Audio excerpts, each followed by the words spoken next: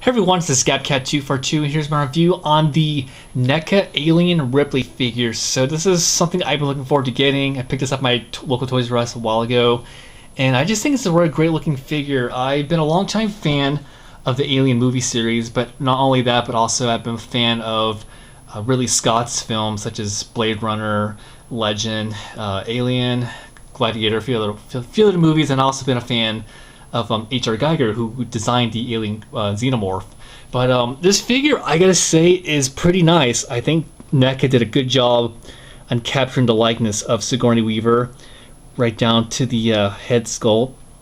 I think the wrinkles on her suit look pretty good. I like the nice details on her patches on her shoulders.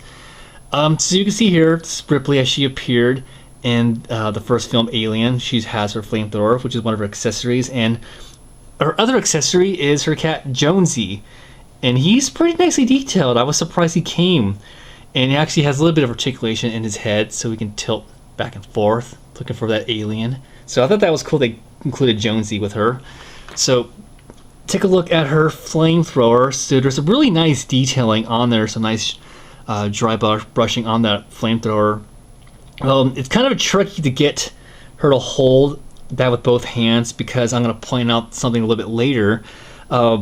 So as I'm going to remove this, now her hands can be removed, but they kind of easily pop off. Now, one thing you got to be careful is not to break these, so I have to be extra careful about that. But I don't know if that was just a reason to, but maybe they did that so it'd be easier to hold the flamethrower. But I'm going to remove that so you can get a better look at the figure. So yeah, so like I said, a really good head sculpt of Sigourney Weaver. I think it's pretty good. The suit looks really good. And one thing I like what the NECA did was, on the lower half of her suit, they made it a flexible material so you could actually bend up. Because most times when action figures, if any character has any kind of a flight suit, it's stiff and you can't really bend. So articulation on Ripley, so her head moves a decent angle. Not much, a little bit down, but not up much. Has some waist articulation, ball joints in the shoulder, elbow joints and right here. Of course, the wrist articulation. A little bit of ab crunch, goes that far back. Ball joints. Actually, I think it's a combination of a ball joint and I think even a wide joint in the legs. So thought that was kind of cool. Single joints in the knees, but that's okay, not a big deal. There's an ankle pivot in the feet. So overall, I think the figure is pretty nice. Oh, one thing I'm gonna point out also too with her flamethrower.